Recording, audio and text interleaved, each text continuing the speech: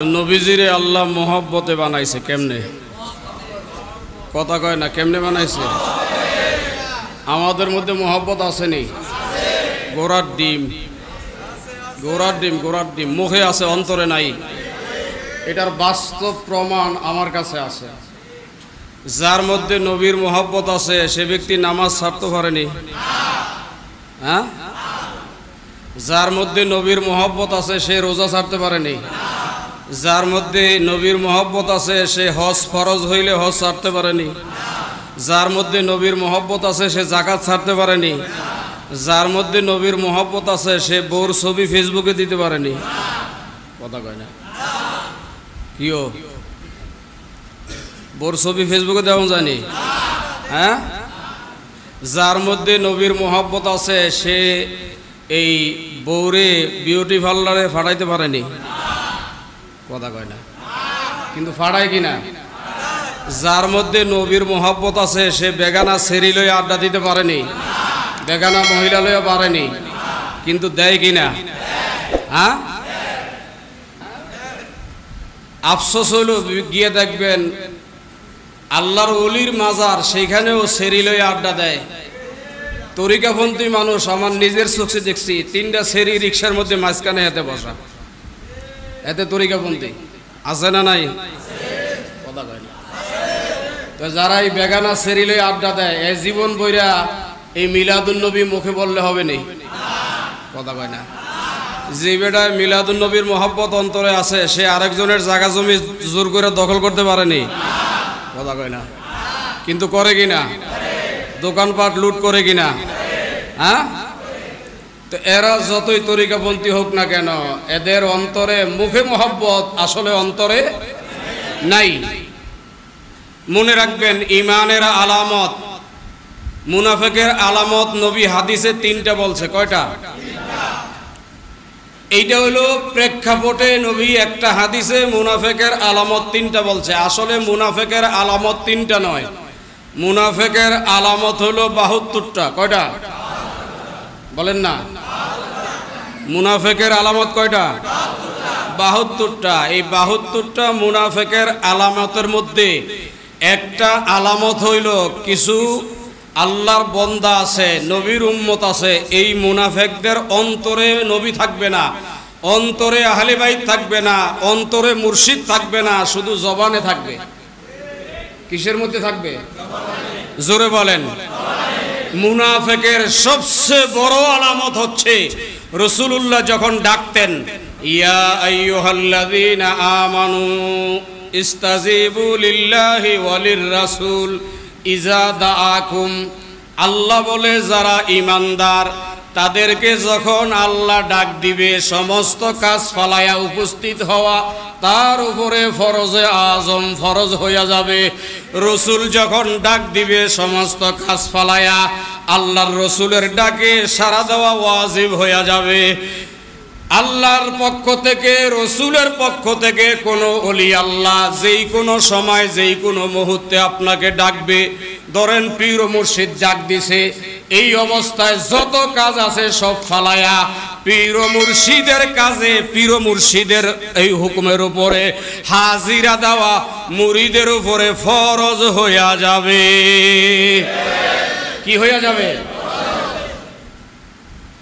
রাসূলের টাইমে কি করত আল্লাহর রাসূল ডাকলে কইতো হুজুর আমার খেজুর পাইকে গেছে কি পাইকে গেছে আমার ক্ষেতের ফসল পাইকে গেছে এখন আমি যাইতে পারব না তো আল্লাহ আয়াত নাজিল কইরা বলছে এরা মুনাফিক এরা কি জোরে বলেন এরা কি মুনাফিক যদিও এদের মুখে মিলাদুন নবী আছে যদিও এদের দাড়ি টুপি জুব্বা সব আছে কিন্তু আল্লাহ আল্লাহর রাসূল ওয়া উলিল আমরি মিনকুম এবং তিন পীর মুর্শিদ তৌহিদ রিসালাত বেলায়াত বলেন তৌহিদ রিসালাত বেলায়াত তৌহিদ আল্লাহর পক্ষ থেকে ডাক আসবে রিসালাত নবীর পক্ষ থেকে ডাক আসবে বেলায়াত ওলি আল্লাহ পীর মুর্শিদের পক্ষ থেকে ডাক আসবে এই তিনজনের ডাকে সাড়া দেওয়া নামাজ রোজা হজ যাকাত সব কিছু ফরজের চেয়েও ফরজ এখন সাড়া দেয়নি কথা বলেন না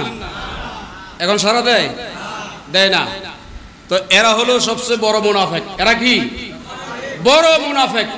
এই মুনাফেক শুধু মুখে মুখে বলবে। এদের জন্য জুতা তৈরি রাখবেন। এরা দোকানে বসবে, ঘাড়ে বসবে, মুখে মুখে ওয়াজ করবে বড়।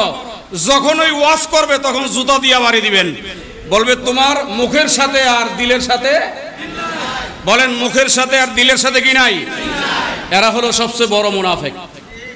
এরা সবচেয়ে বড় কি মুনাফেক। তো এই মুনাফেক যারা, আল্লাহ বলেছে ইন্নাল মুনাফিকিনা ফিদ দারকিল আসফালি মিনান নার, এই মুনাফেকরা হলো জাহান্নামের সর্বনিম্ন একবারে তলদেশ, যেটা ওই জাহান্নামে যাবে। এই জন্য আমার প্রিয় মুর্শিদ বলতো, বাবা মনে চাইলে কাফের হইয়া যাও, মুনাফেক হইও না। কাফের হইলে একটু আযাব কম হবে, মুনাফেক হইলে আযাবের কোনো শেষ, আযাবের কি নাই, শেষ নাই। তাইলে মুনাফেক একটা নিকৃষ্ট মাকাম। মুনাফেক কি নিকৃষ্ট মাকাম, এটা মনে রাখতে হবে। এটা কি রাখতে হবে? মনে রাখতে হবে। তাইলে তৌহিদ রিসালাত, বলেন না তৌহিদ রিসালাত, আল্লাহর পক্ষ থেকে, রসুলের পক্ষ থেকে, ওলির পক্ষ থেকে যখন ডাক আসবে তখন সব কিছু সাইরা দিয়া তাদের ডাকে সাড়া দেওয়া কি জোরে বলেন ফরজ। নামাজ পড়া কত ফরজ, এর চেয়ে বড় ফরজ। কিন্তু এখনকার মানুষ কি এগুলো বুঝে? হ্যাঁ, এখনকার মানুষ এগুলো বুঝে না। এরা শুধু নামেই তরিকত। এই নামে তরিকত হাদিসে পাকের মধ্যে আছে, মসনদে আহমদে রসুলে পাক বলছেন, যার জন্মটা, এই আমরা অনেক সময় বলি না যে ব্যবহারে বংশের, এই কথাটা কিন্তু হাদিস দ্বারা সাব্যস্ত। কি দ্বারা? হাদিস দ্বারা সাব্যস্ত। বাপ মা যেমন হয়, পোলাপান কিছু ওই রকম না হইলে কিছু না কিছু হয়। তো যার বাপ মা জীবন ভরে পীর মুর্শিদ চিনে নাই, সে পীর মুর্শিদের কদমে আজীবন থাকবে, কিন্তু পীরের তাজিম সে বুঝবে। যে যার বাপ মা রসুলের তাজিম বোঝে নাই, তার সন্তান আজীবন রসুলের কদমে থাকলেও রসুলের তাজিম বুঝবে না। এইটি হলো ব্যবহারে বংশের পরিচয়। এটা রসুলে পাকের হাদিসের মধ্যে আছে। আপনি ওদের আচার আচরণ, সে তরিকাপন্থী হোক আর যেরকমই হোক, ওদের চাল চলন, আচার আচরণ দেখলেই বুঝতে পারবেন এই লোকটার জন্ম এমন ভাবে হয়েছে, এই লোকটার মা বাবা হালাল জন্ম হয় নাই, ওর দাদা দাদি হালাল জন্ম হয় নাই, নানা নানি হালাল জন্ম হয় নাই। এই জন্য তরিকতের প্রতি তার অনীহা প্রকাশ। সে বিভিন্ন মানুষের দোষ তালাশ করবে, নিজের দোষ দেখবে না।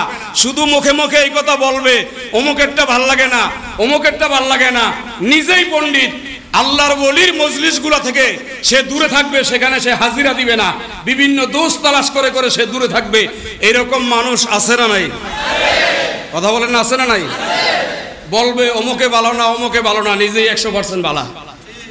অমুকের এই দোষ, সমুকের এই দোষ, নিজে ভালো। আর সবাই কি বলেন না? সবাই কি? তার কাছে সব খারাপ, নিজে একলাই ভালো। কেউ বুঝে না, নিজে একলাই সব বুঝে।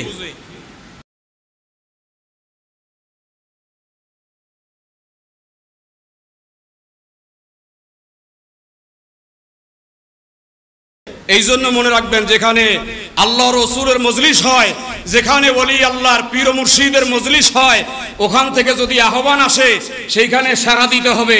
বিভিন্ন দোষ তালাশ করে যদি কেউ হাজিরা না দেয়, বুঝতে হবে এর জন্মতে ভেজাল আছে, সে যতই চিল্লাক না কেন। আবার অনেকে বলে আমি এই ব্যাপারে ব্যর্থ, আমি এই ব্যাপারে। তুমি ব্যর্থ হইছ, আল্লাহ তোমার ব্যর্থ আর এই তোমার পূর্ণতা বোঝে না।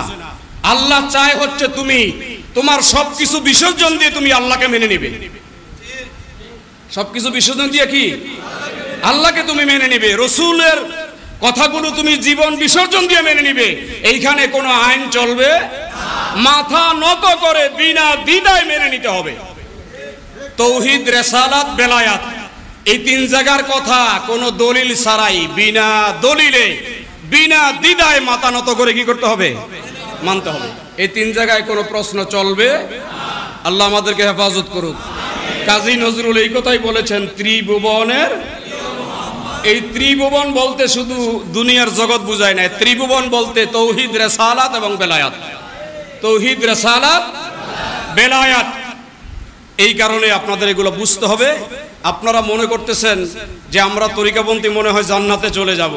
আমার গাউসে পাক আব্দুল কাদের জিলানী রহমতুল্লাহ আলাইহি বুনিয়াতুত তালিবিনের মধ্যে লেখছেন, এ জগৎবাসী, রসুলে পাক বলেছে উম্মতের পক্ষে ৭৩ দল হবে, ৭২ দল জাহান্নামে যাবে, একদল জান্নাতে যাবে। আর আমি গাউসে পাক বেলায়াতের তবকা থেকে বেলায়াতের ইমাম হয়ে তোমাদেরকে জানায়া দিয়া গেলাম, মুরিদের পীর মুরিদের মধ্যে 12 গ্রুপ হবে। কয় গ্রুপ হবে বলেন না?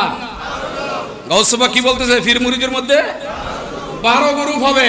এই 12 গ্রুপের মধ্যে এক গ্রুপ পীর মুরিদি জান্নাতে যাবে, আর বাকি 11 গ্রুপ পীর মুরিদি জাহান্নামে যাবে। এই জন্য বুঝতে হবে আপনার যে আপনি জান্নাতের আলা মাকামে গিয়ে বইয়ে থাকবেন, এত সহজ নয়, এত সহজ।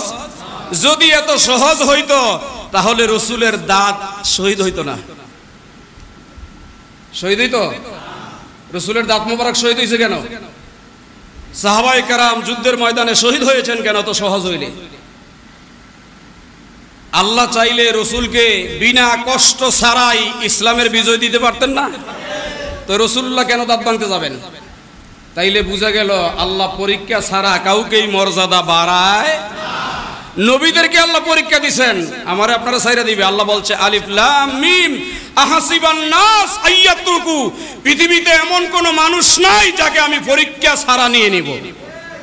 প্রত্যেকটা মানুষকে পরীক্ষা করে চালন দিয়া সাইকা সাইকা এরপরে নিব। তো চালন দিয়া সাইকা সাইকা নিতে হলে আল্লাহ এবং রাসূলের পরীক্ষায় পাশ করা দরকার আছে না নাই? নাকি পরীক্ষা দিতে গিয়ে বলবেন আমি ব্যর্থ? হ্যাঁ,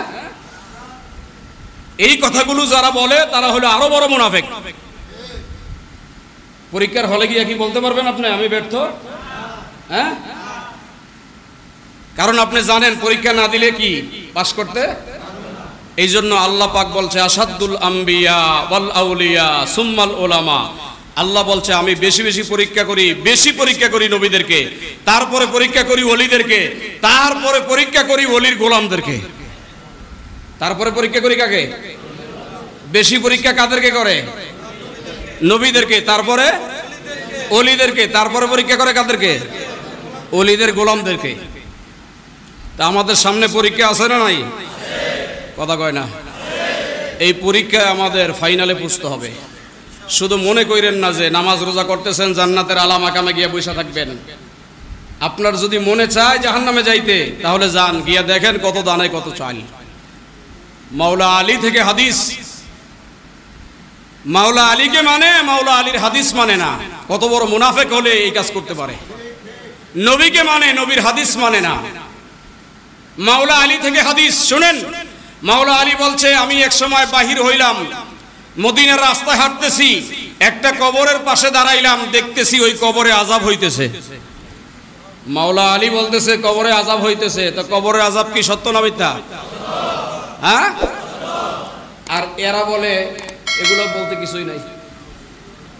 কবরের আযাব মাওলা আলীকে মুখে মুখে জীবন দিয়ে ফেলায় একবারে, কিন্তু আসল বেলায় দেখবেন যার ভিতরে মাল আছে সে কথা কম বলে। যার ভিতরে কি আছে?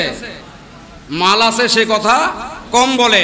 আর যার ভিতরে মাল নাই সে কথা বেশি বলে, সারাক্ষণ ওয়াজ করে। আপনারে বুঝিয়ে দিব যে আমার মতো মারেফতওয়ালা, আমার মতো এত নূর ফাউন্নাওয়ালা আর কেউ নাই। আসলে ভিতরে খালি, আসলে ভিতরে। এদের আলোচনা শুনলে বুঝবেন, এদের আলোচনা শুনলে বুঝবেন। জায়গায় জায়গায় গিয়ে দেখবেন এদের ওয়াজের শেষ নাই। আসলে অন্তর কি? শূন্য। অন্তর কি? শূন্য। এই জন্য মনে রাখবেন মাওলা আলী বলেছে তিনটা জিনিস যার মধ্যে থাকবে সে আল্লাহর ওলি। কয়টা জিনিস বলেন না? কয়টা? এক হচ্ছে কথা কম বলবে, এক হচ্ছে কি প্রয়োজন ছাড়া কোনো কথা। আরেক হচ্ছে ঘুমের বেলায় কম ঘুমাবে। কি করবে? কম ঘুমাবে। আরেকটা হচ্ছে খাবার গ্রহণ করার সময়, বলেন না, খাবার গ্রহণ করার সময় কম খাবে। এই তিনটা গুণ যার মধ্যে থাকবে তিনি আল্লাহর ওলি, তিনি আল্লাহর। মাওলা আলী বলছে কম ঘুমাবে যে সে আল্লাহর ওলি। আর আমাদের এমন ঘুম, আমরা ফজরের নামাজে পড়ি না। হ্যাঁ, তো এই লোকটা কি মাওলা আলীকে মানে? বলেন মানে? শুধু মুখে মানে। আল্লাহ এদের কাছ থেকে আমাদেরকে হেফাজত করুন। জোরে বলেন আমিন।